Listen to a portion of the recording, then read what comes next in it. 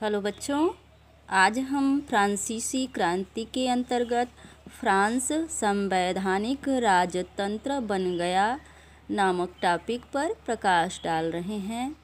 तो जैसा कि हम पिछले खंड में पढ़े थे कि फ्रांस में क्रांति क्यों हुई और क्रांति के फलस्वरूप फ्रांस संवैधानिक राजतंत्र बन गया 1791 ईसा पूर्व में ईस्वी में। अब इसी पर हम प्रकाश डाल रहे हैं कि किन प्रक्रियाओं के फलस्वरूप फ्रांस संवैधानिक राजतंत्र बनने में सफल हुआ।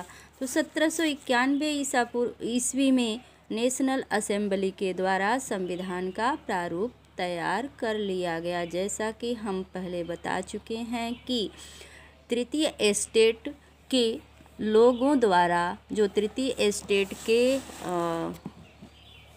मेंबर थे, उन लोगों ने स्वयं को क्या कर दिया था, संविधान का प्रारूप तैयार करने के लिए घोषणा कर दी थी और इसी के तहत उन लोगों ने संविधान बनाना शुरू किया था। तो 1791 ईस्वी में संविधान बन करके तैयार हो गया और नेशनल असेंबली के द्वारा संविधान बनाने का मुख्य उद्देश्य क्या था, राजा के अधिकार को सीमित करना।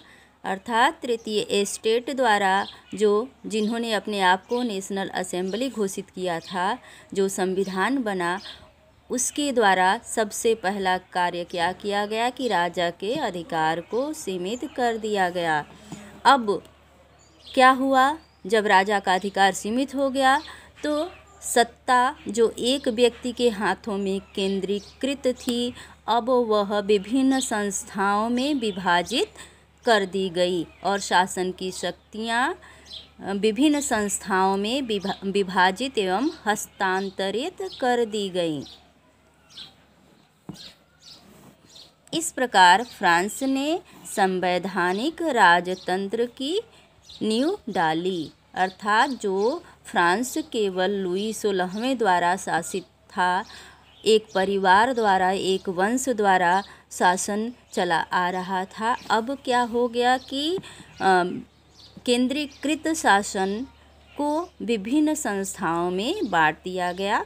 अर्थात संविधान के अनुसार राजा शासन करने लगा। इसी को संवैधानिक राजतंत्र कहते हैं। लोकतंत्र नहीं बना, बल्कि क्या बना, संविधान के अनुसार राजा ही शासक रहा, यानी लुई 16वां ही शासन करता रहा, लेकिन अब उस पर संविधान का नियंत्रण हो गया।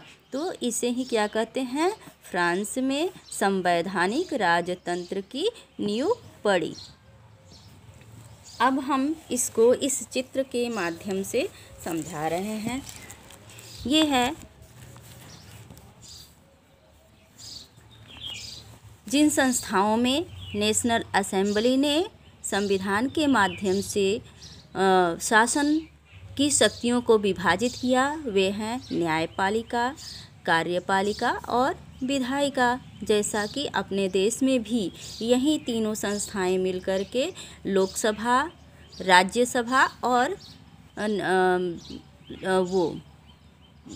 सर्वोच्च न्यायालय, ये तीनों संस्थाएं मिलकर के ही क्या करती हैं, शासन के कार्यों में अहम भूमिका अदा करती हैं। तो ठीक उसी प्रकार से अपने यहाँ क्या है, पहले स्थान पर राष्ट्रपति हो जाता है, इसके बाद न्यायालय का स्थान आता है, किंतु यहाँ पर क्या है, न्यायपालिका है, कार्यपालिका है और विधायिका है। इन तीनों में शासन के शक्तियों का विभाजन कर दिया गया नेशनल असेंबली द्वारा। जैसा कि चित्र में दिखाया गया है कि नेशनल असेंबली का नियंत्रण किस पर हो गया, कार्यपालिका सम्राट। और फिर इसको नेशनल असेंबली किस पर नियंत्रण करती थी, मंत्रियों पर। मंत्री का निर्वाचन होता था। निर्वाचन कौन करता था, सक्रिय नागरिक, मताधिकार प्राप्त लोग, जिनकी संख्या 2.8 करोड़ की जनसंख्या में लगभग 40 लाख थे, जो कि कर अदा करते थे, करदाताओं की उच्चतम श्रेणी में होते थे। उन्हीं को वोट डालने का अधिकार था और ये करदाता जनसंख्या जो होती थी, वह एक निर्वाचक मंडल को चुनती थी। सीधे नेशनल असेंबली का चुनाव सक्रिय नागरिक नहीं कर पाते थे, बल्कि कौन करता था, इनके द्वारा चुना हुआ निर्वाचक मंडल नेशनल असेंबली के मेंबरों का चुनाव करता था और बहुत सारी आबादी जो थी उसे निष्क्रिय नागरिक मान लिया गया था। लगभग 30 लाख पुरुषों, महिलाओं, बच्चों और 25 वर्ष से कम उम्र के व्यक्तियों को मताधिकार प्राप्त नहीं था। क्यों नहीं था? क्योंकि ये कर देने में असमर्थ थे और निर्वाचक मंडल की आयु, जनसंख्या जो निर्वाचन में भाग लेती थी, निर्वाचक थी, उनकी आयु 25 वर्ष निर्धारित की गई थी और साथ में ही यह प्रतिबंध था कि कम से कम 3 दिन की मजदूरी के बराबर वह व्यक्ति कर अदा करेगा तभी निर्वाचक मंडल में शामिल होगा, यानी कि वोट डालने का अधिकार प्राप्त कर पाएगा। तो इस प्रकार फ्रांस में जो है वह संवैधानिक राजतंत्र स्थापित किया गया। शासन की शक्तियों को 3 संस्थाओं में विभाजित कर दिया गया। अब राजा निरंकुश नहीं रहा और जो है कर देने के लिए जो समर्थ थे उन्हीं को वोट डालने का अधिकार प्राप्त था और वोट डालने वाले एक निर्वाचक मंडल का चुनाव करते थे, निर्वाचक मंडल असेंबली का चुनाव करती थी, असेंबली राजा पर नियंत्रण रखती थी और मंत्रिपरिषद गठित करती थी और इसके पश्चात न्याय का कार्य अब राजा के हाथ से निकल करके क्या हो गया, न्यायाधीश के हाथों में आ गया। तो इस प्रकार शक्तियों का विभाजन हो गया और लुई 16वां शक्तिहीन हो गया और फ्रांस में राजतंत्र की स्थापना हुई और संविधान का प्रारूप इस प्रकार था। फ्रांस में संविधान का जो नेशनल असेंबली ने संविधान बनाया उसका प्रारूप इस प्रकार था। इस संविधान में पुरुष एवं नागरिक अधिकार घोषणा पत्र, संविधान में पुरुष एवं नागरिक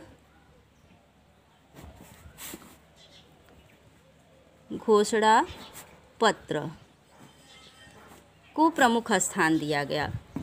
पुरुष एवं नागरिक घोषणा पत्र के साथ ही यह संविधान शुरू होता है, यानी संविधान की प्रस्तावना क्या थी, पुरुष एवं नागरिक घोषणा पत्र। जैसे हमारे संविधान की प्रस्तावना है कि हम भारत के नागरिक, भारत की एकता, अखंडता, ऐसे जैसा कि आपने सुना होगा मंत्रीगण जब शपथ लेते हैं तो वहीं जो बोलते हैं वहीं हमारे संविधान की प्रस्तावना है। तो यहाँ की प्रस्तावना क्या थी, पुरुष एवं नागरिक घोषणा पत्र। इसमें व्यक्तियों के जीवन के अधिकार, अभिव्यक्ति की स्वतंत्रता के अधिकार और कानूनी बराबरी के अधिकार को नैसर्गिक एवं अहरणीय माना गया। क्या माना गया? नैसर्गिक एवं अहरणीय। अहरणीय का मतलब होता है जिसका हरण न किया जाए, नैसर्गिक मतलब होता है जन्मजात।